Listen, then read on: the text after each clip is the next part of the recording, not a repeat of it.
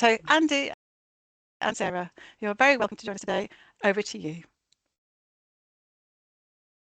Thank you very much. Hopefully you can see the slide now. Indeed so. Perfect. That's good. That's always a good start.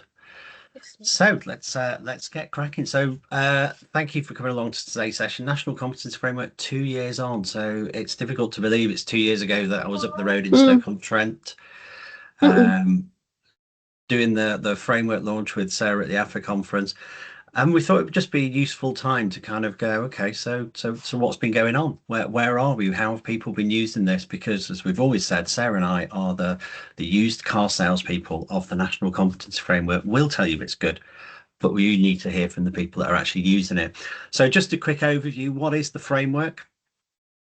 So it's currently covering 7 job families across 5 practitioner levels: data analyst, data engineer, data scientist. They were the first ones that went, and then we added governance manager, ethicist, analytics engineer, and machine learning engineer. And we link in with the government digital and data capability framework for the job roles that are on there, so that we make sure we're aligning up into that. And that's reflecting really the changing world of analytics that we've got at the moment. The different roles that we're starting to see reflect new technologies, new ways of working, new possibilities that we have within data, and the job roles evolve to kind of keep pace with that.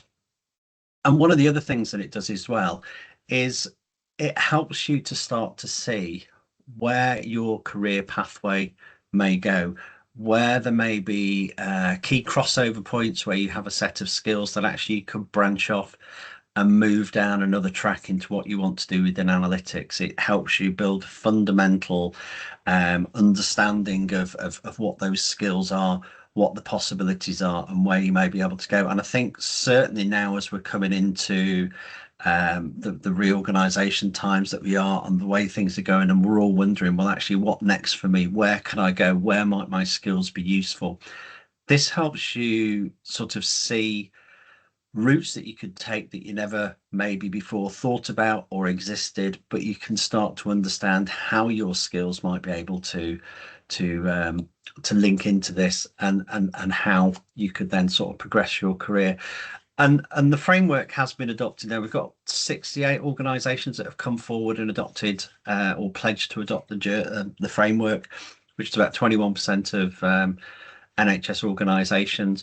And we're aiming to kind of keep promoting that. One of the things that we have is that interaction between different organisations that use the framework and share their experiences, some of which we're going to share with you today. And that's where we are at the moment in terms of the framework. We're going to come on to some of the new development work that we do on the framework. It really is a tool that's for you to be able to use and to start to benchmark where you are. So why are we starting with the competency framework? I think for a long time it's been recognised that the role of data and analytics is often referred to as a profession without having a professional kind of structure and body that sits at the top of it. That there are organisations like AFA who certainly do an awful lot in here, but we often get seen as the nice to have person coming to the table for a discussion. Data should be at the heart of what we're doing if we want truly evidence-based decision making. And what we want to do as well is recognise the fact, Sarah and I have worked in the NHS a long time. I've worked a lot longer than Sarah, many different areas of the system. And then understanding that you get discrepancies at different places where you are and kind of the same job. So how can we create consistent standards, consistent language across a system that help us to do that sort of moving around, that help us to understand what those possibilities are, and where we might be able to develop our careers. How do we know what we're doing where that is good and is high standard? And my own experience from chatting with people is people often underplay the skills that they are doing. If you're working out in Herefordshire in a community trust, doing some data stuff, you might not realize that some of the stuff you're doing is actually fantastic work. You might be thinking, oh, I should be doing a bit more than this. I maybe should be, doing something else. Should I be thinking of other stuff that I can do? without appreciating actually you're a very highly skilled analyst. So helping have that understanding of what good looks like that's been looked at by analysts up and down the country, your peers up and down the country in different organizations, and both in the NHS and local authority, in order to be able to get that standard as to what we think is good practice in analytics. And also about how we think about planning our workforce and how we look at how people are going to move and evolve into roles. Certainly, a lot of people at the minute are looking at analytic strategies and how we go forward and what the 10-year plan means. Well, actually, if you think about the challenges the 10-year plan brings to us in terms of a data and analytics point of view, in terms of some of the asks that we're going to be doing this move from kind of maybe some more low value analytics stuff into high value analytics stuff, the predictive modeling, the interlinking lots of separate data sets across systems, things like that. Those challenges that they bring for us, what are the skills then that we need to help deliver on those future asks? What are the things that we need to be doing in order to be able to deliver and maximize the benefits as to what's coming up? And how do we then start to build those skills within our workforce? How do we start to encourage people and train them and bring them on a journey from where we're working now into what that future workforce is going to look like? Partnership working across organizations. So when I was in Staffordshire a few years ago, and we were trying to look at an integrated intelligence function across the whole of Staffordshire, people working in local authorities, people working in acute trust, people working in the ICBs, people working in ambulance service, things like that. We've all got different viewpoints that we come from, but actually we've got a core set of skills. And if we can start to think about what become those core analytical skills we have, what's the analytical capacity across our whole system, how can we start to understand that? How do we start to benefit our collective skills for the whole community that we're looking at and serving? That I think becomes a really powerful way, and it helps to foster that cross-working as well between different organizations, and sort of to think about how you might be able to move around in different organizations. We often kind of focus so much on the where you do your analytics and not the what you're doing in your analytics, that it becomes a barrier to moving from one organization to another, and it shouldn't be, because we should support that development of analytical skills and confidence and capabilities across the whole system.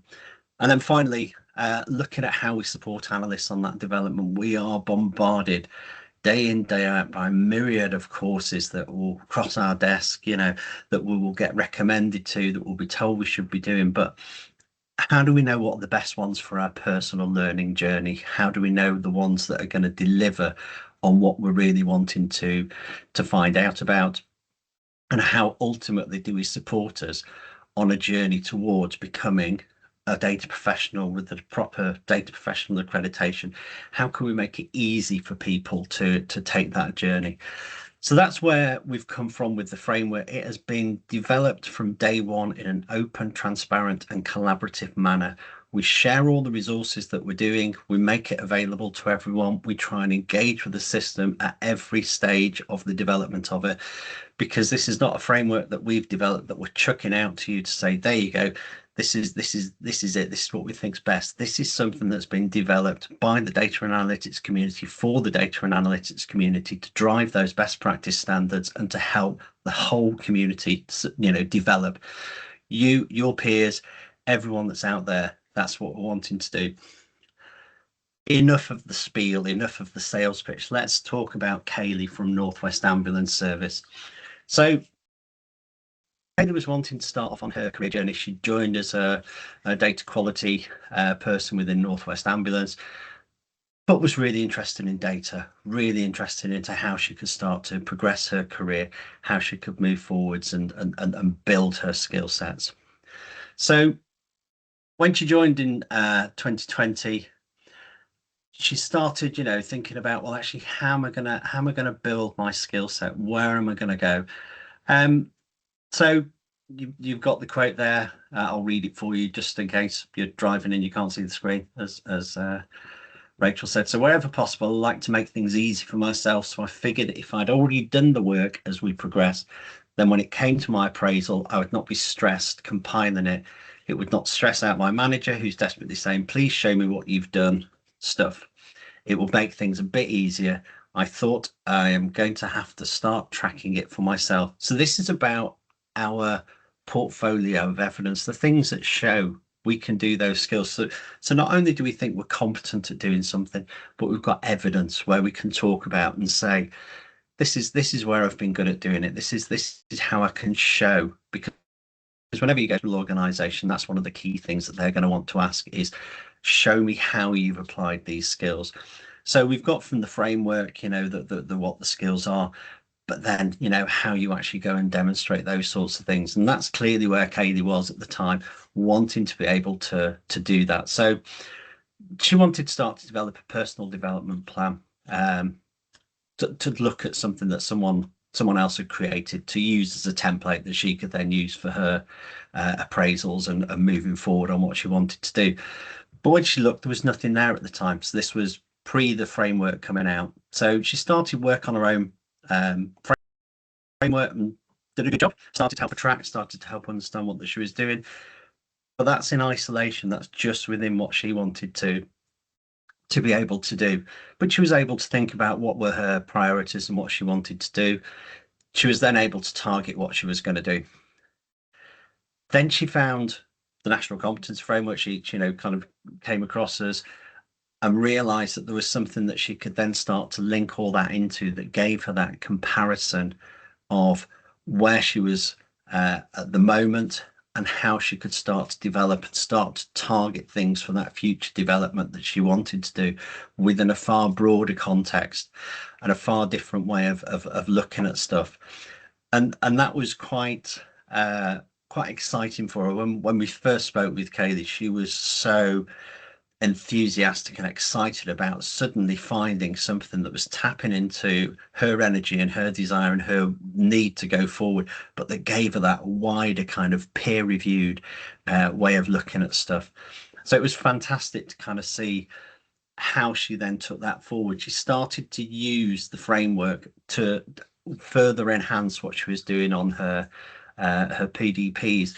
She started to plot how she wanted to go from her role as the data analyst in the quality area to actually be the data quality manager. What are the skills that she was needing to do? And she worked with a manager to identify those.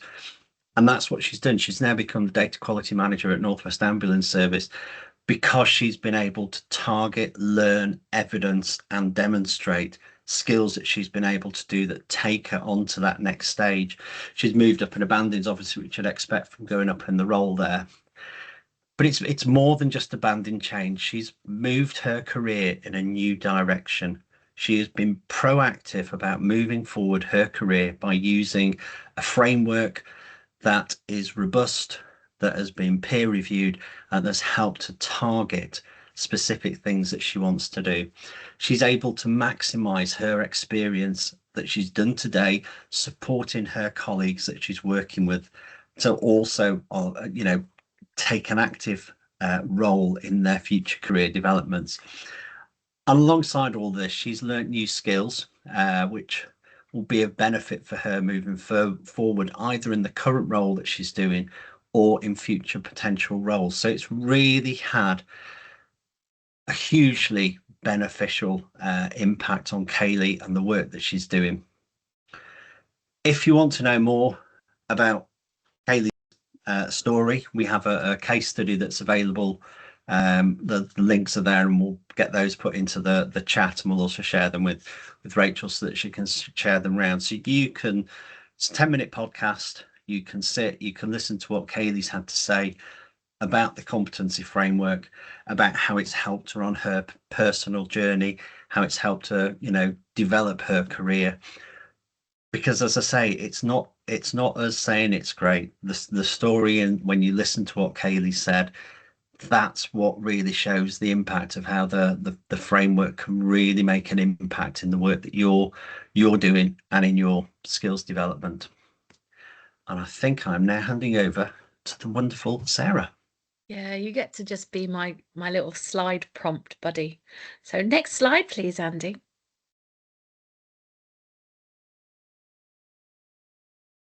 Fabulous. So I'm going to cover a couple of other case studies that touch on some of those other points around that cycle of why a competency framework. Can I have the other one back, please? Stop jumping ahead. Rude man. So basically, the first one I'm going to talk about is our colleagues over in Dorset. Now, Dorset was one of our early adopter sites. In particular, the ICB was driving it. But what made Dorset really interesting was that multiple sites within the ICS were actually coming together to adopt it at the same time. And so for them, this was really about part of their journey was how very much on that language standardization, enabling more strategic working and partnership arrangements where they're looking at how they would share skills and resources across the system. So for them, it was really, really important. They needed that support to enable that sort of increased data literacy, increased data-led decisions. And again, because they're doing this over really complicated multiple organizations, it needs a lot of coordination. So for them, it was really about bringing together senior leaders from across those different ICS working groups to form an ICS working group to support that implementation of the competency framework. And really then, really be proactive about their adoption, running workshops across organizations with their team members to introduce the competency framework, to introduce why it's important, their case for change, and really being really proactive about that communication route and bringing it into their own local centre of excellence. So what were one of the first things they did? Andy, next slide, please. One of the first things they specifically looked at, it's not changed for me, Andy. I don't know if it's not changed for anybody else.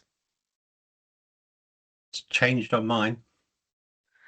I've still got getting started slide. There we go, job description. Fabulous, now it's turned up. So one of the first things they looked at doing was how they could review their existing job descriptions for job roles that they wanted to go out. Oh dear, what's happened now? I've got your IT service desk. Oh, Harvey has got a leave tracker. Exciting. Anyway, thank you. We're not having a great tech day, are we, today? Teams of joy. Anyway, one of the first things they're obviously looking at doing was one of their more challenging recruitment areas has been around data engineering, in particular around like those band 6, band 7 data engineer roles that are like gold dust. But they thought, well, one of the things we could look at doing is how we would use the National Competency Framework to make the language in our job descriptions more accessible, more clear cut around the skills that we're asking. We've all read them, those job descriptions that say excellent interpersonal skills. Fabulous. But what does excellent interpersonal skills actually mean? So what they then did was basically look through what they had that they'd interested in changing in their job description, look through the National Competency Framework data engineering profile for around that indicative band 6 level, which would be our practitioner level 2, and identified statements of competence that were around communication, that were around knowledge, that were around system integration, which were much more specific around those explaining what those skill requirements were. And what they were able to do was show that mapping directly between what was in the original job description and what they were proposing. They were able to sit down with their HR representative and basically show that very detailed, this is what's in there, this is what we want to change it to. We're not fundamentally changing the job description. And that's the really important part here.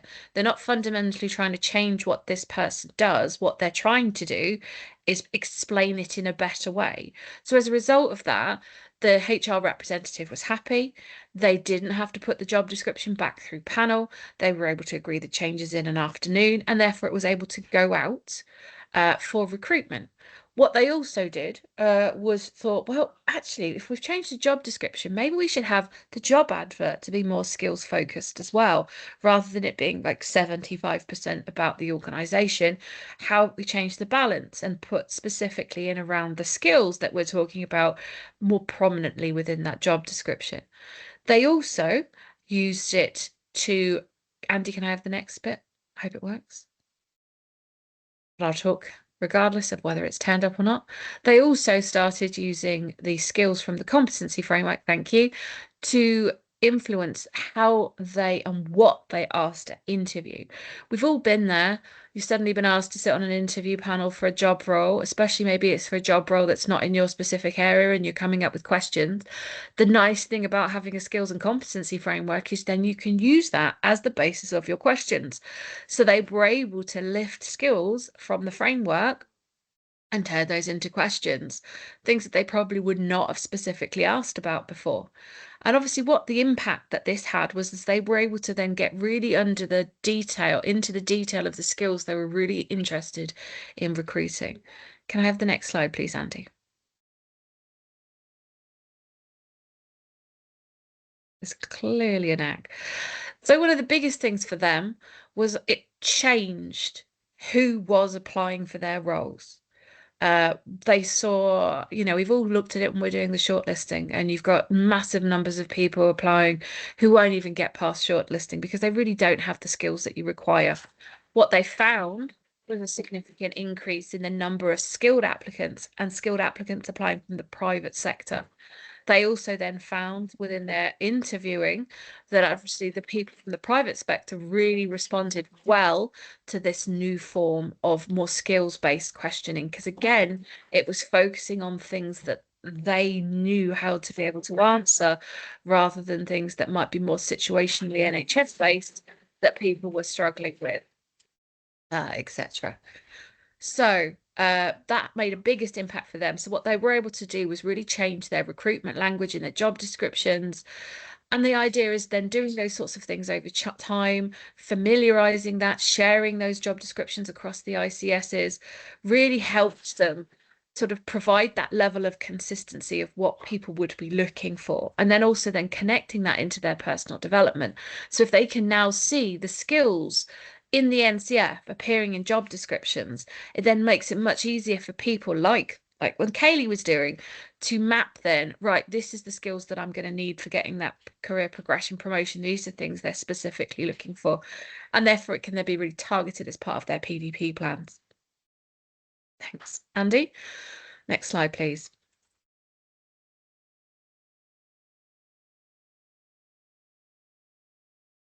There's obviously a lag today.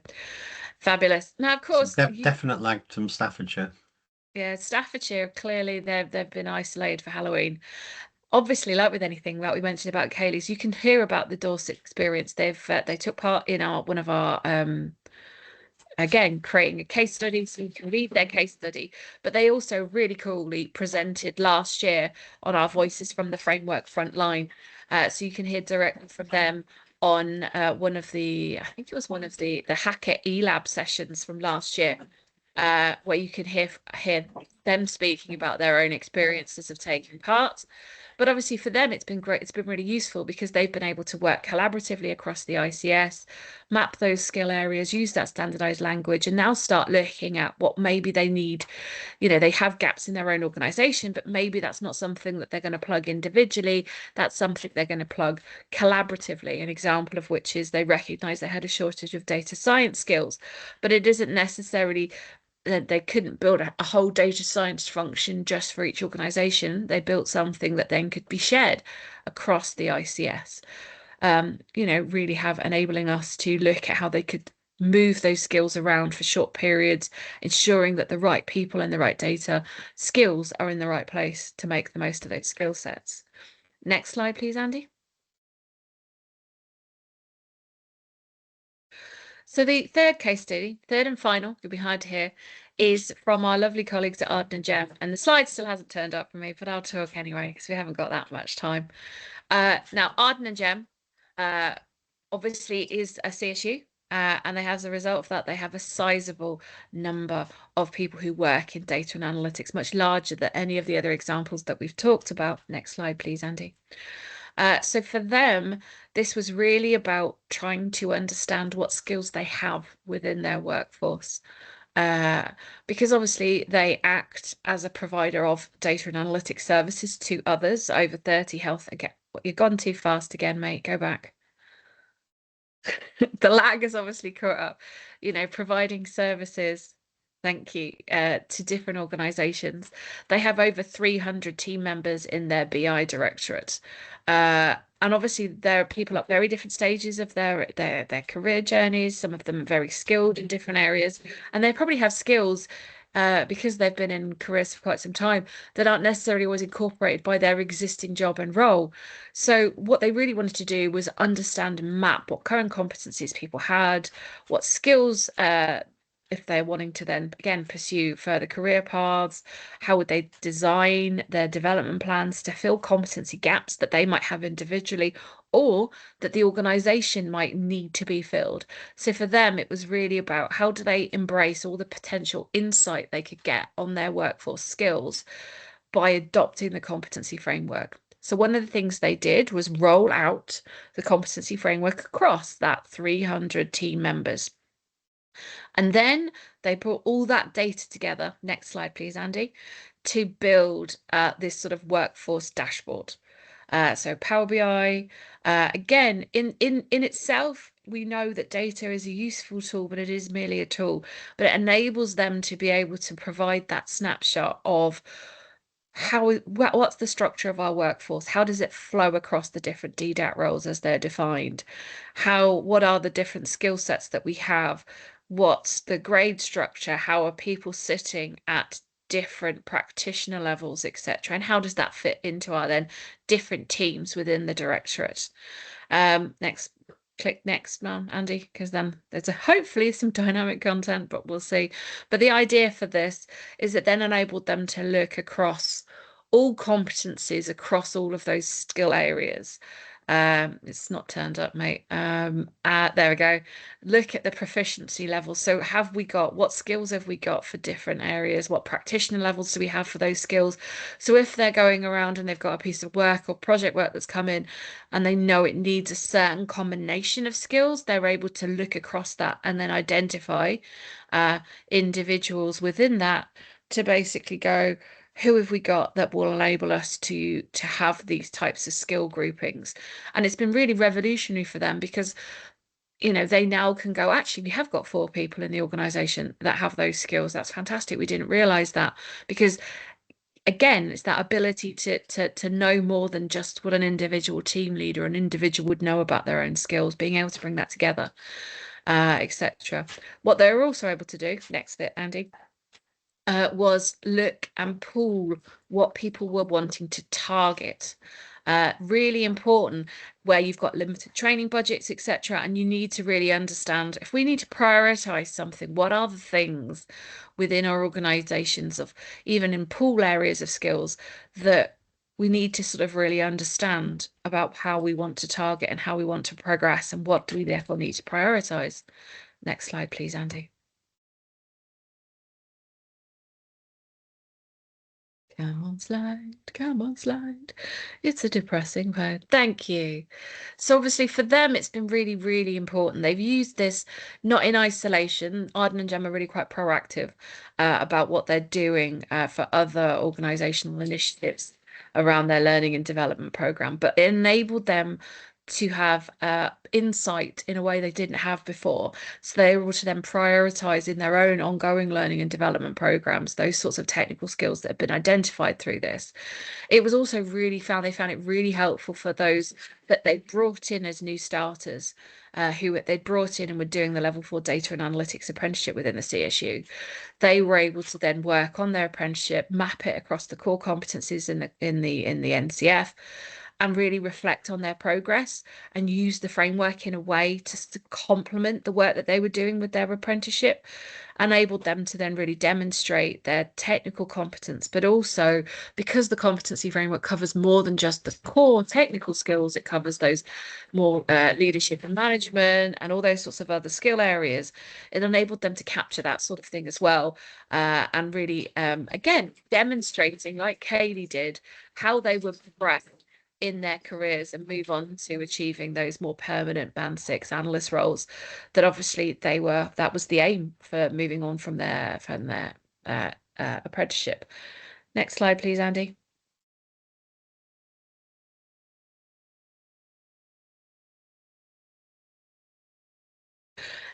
Fabulous. So of course, as before, if you want to hear more about the Arden and Jem experience, it sounds like some sort of, you know, music job, the Arden and Gem experience. They've written up, they did it themselves, shows how proactive they are.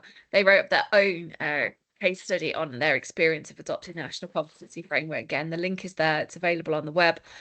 But for them, they've really embedded it within the CSU. They've enabled it to create their pathways for people at individual levels. People are using it to enhance their own skills. At an organizational level, they're really benefiting from that enhanced insight into their workforce. And of course, as a result for them, clients of the CSU are having it's much easier in access to those sort of skilled the skills within the Arden and Gem BI team. Next slide, please, Andy. Okay, I'll keep talking. So one of the last things that, even though it's not turned up yet, one of the last things that obviously Andy had on that circle of things that we want to achieve, next one as well, is around how we can use the National Competency Framework to target training and development mapping and opportunities. It's gone back. I don't know what's going on today, Andy. Basically, and that's where the Data and Analytics Academy that we only launched earlier this year came in. And this idea is it's structured around the different roles of the competency framework. It's structured around the competencies and the different practitioner levels. Next slide, Andy. And the idea is through this structure and through using of an LLM, we basically map existing training and development courses to the structure of the National Competency Framework. So the idea being that as people have completed their self-assessments and identified things for targeting, they then can go to the Learning Hub and find the different areas of training that basically have been mapped to the different statements. So it's structured around data analyst, data scientist, etc. You'd then go in, it's then structured around the core competency levels, so DAC1, for example, and then you click into the practitioners. And then the idea is then each of the different learning resources are in there with information then around the specific statements within that competency and practitioner level that training maps to. And obviously this is all based on free to access training that's available to anybody. The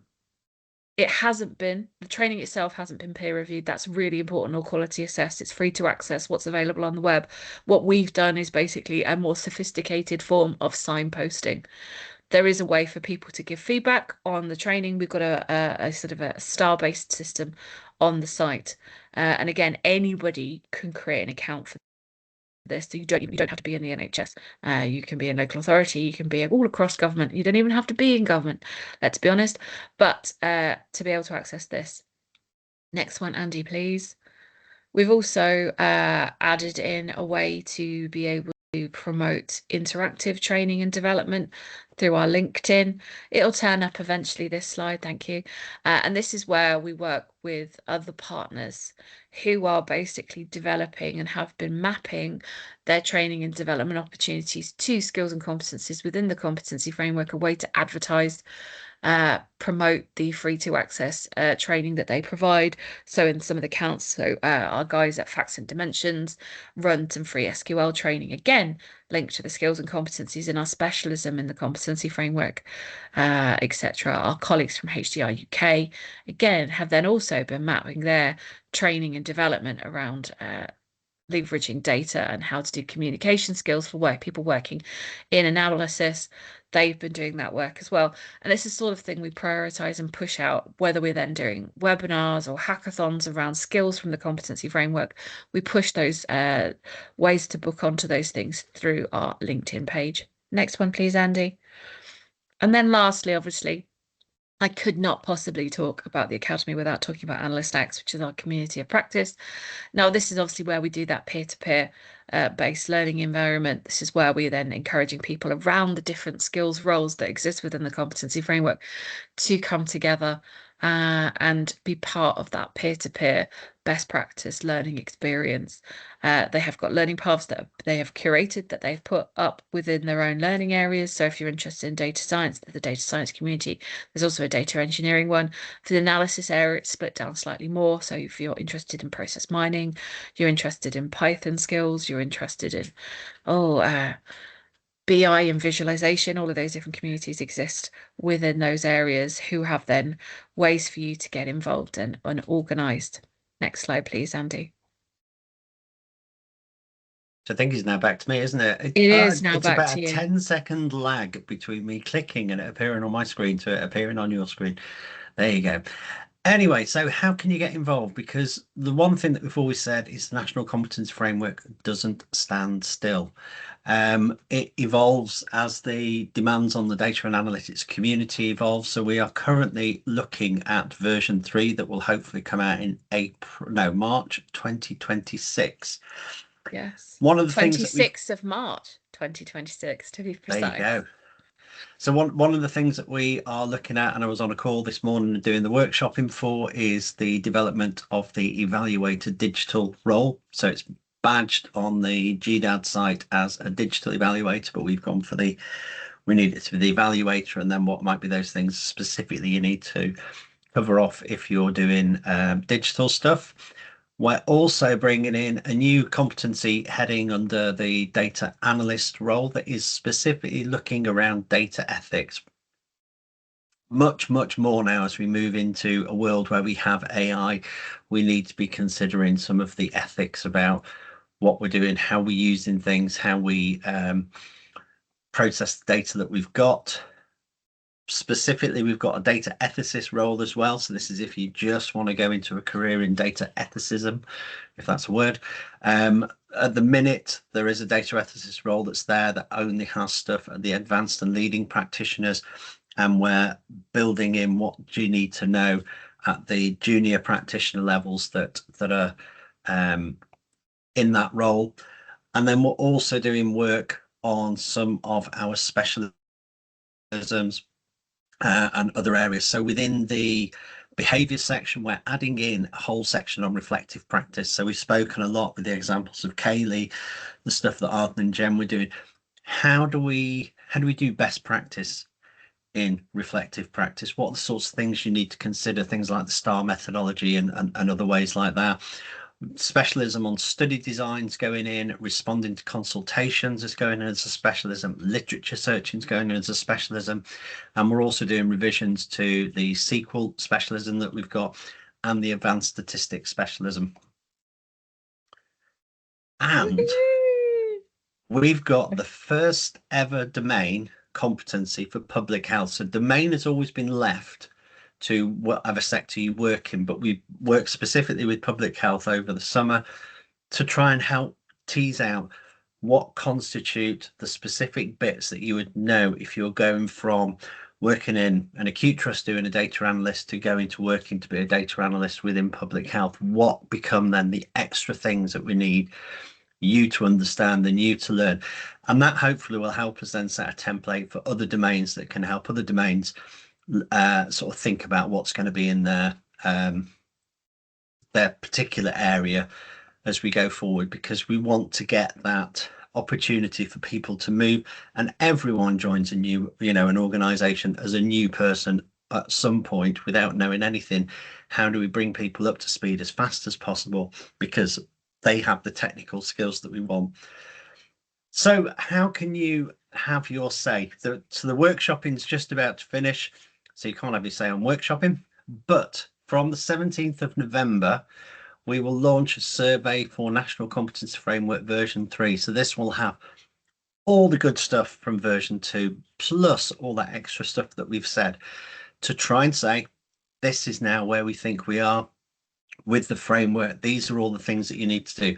And you're going to have a 2-month window to look at it, check it, see how it feels, see how it works. Is it right? Have we missed something? Have we got something wrong?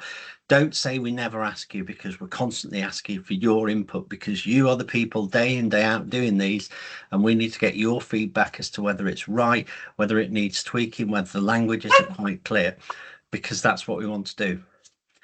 And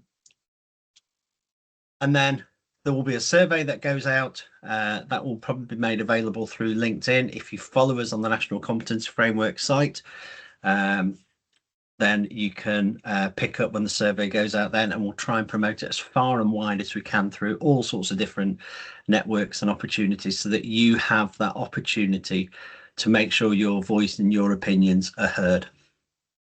And it's never too late to join the party, to be part of the NCF crew. It's a very unsettling time. I think everyone acknowledges that.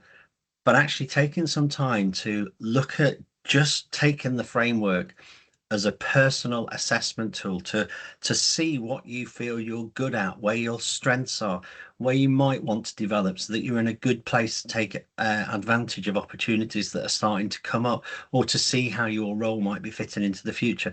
You can just download it now, use it yourself, and actually find out how good you are, because you are amazing. But get something that really, really does that. You can follow on the Analyst X and look at all the different events that are coming up, and seeing all the training offers that are coming up. So if you go through and you target things that you want to learn about, you've got the Academy, you've got Analyst X, you've got things that can help support you on that journey. Sarah and I will take questions at any point about the framework.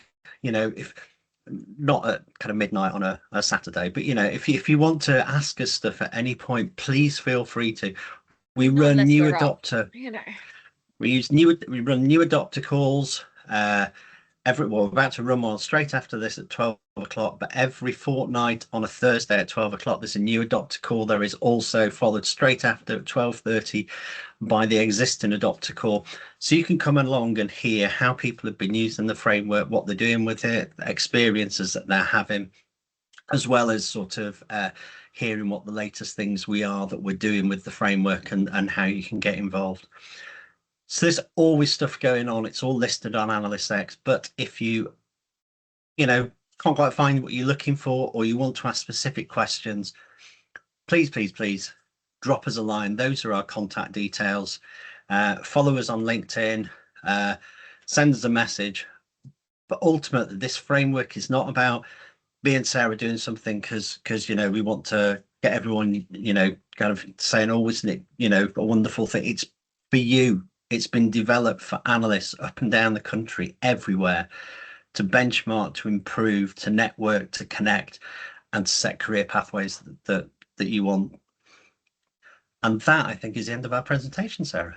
So I shall stop sharing. I didn't think we were going to get to the end of it at one point. And I shall hand back to our wonderful hostess. That's me. That's me. Yeah. Hostess with the mostest. Woohoo! Oh, thank you. And who did the bark? Was it Andy? Sarah, I'm was you? so sorry. Yeah, my nephew brought my dogs back from their walk at the middle of that, and Marley decided to go absolutely nuts. So well sorry. done, Marley. No, I appreciate that contribution. No, thanks ever so much, guys. I know you're both passionate about this for a good reason. And we're building on it for several years now. This is here to stay, and I really like the way it's progressed over the years. And I don't know, you just seem to just tune into what's needed at the time when it was started, and it's just got better and better, and I love the way it's building and changing with the times as well, because the times are changing, are they not? Like you've mentioned, and they're tricky. Yeah, well, please don't, Andy, please don't. Oh, is that the time?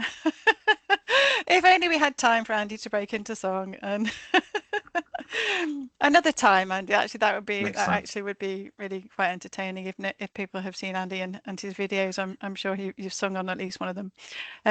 So totally appreciate you going through all of that. I just really want people to, if people are new to, we do have 1 or 2 questions, and of course we didn't ask the questions that you suggested you might want to ask our audience, but I just hope people, if this is new to people, that they really do take that time to think about how this might be relevant to them, because I have found it very useful. Obviously I've got a skill set, but I kind of didn't know where it sat. I'm a public epidemiologist by background. Where am I at now? I find it very useful to position me and the things that I'd like to improve on and everything. Karen in the chat, if you can't see it, says there's a great presentation. She loves your enthusiasm as well. As I said, you're both passionate about this for a good reason. So Andy, Sarah, there are a couple of questions in the chat which I can share with you if you can't see them. I can't see them. Okay, well then I shall share them.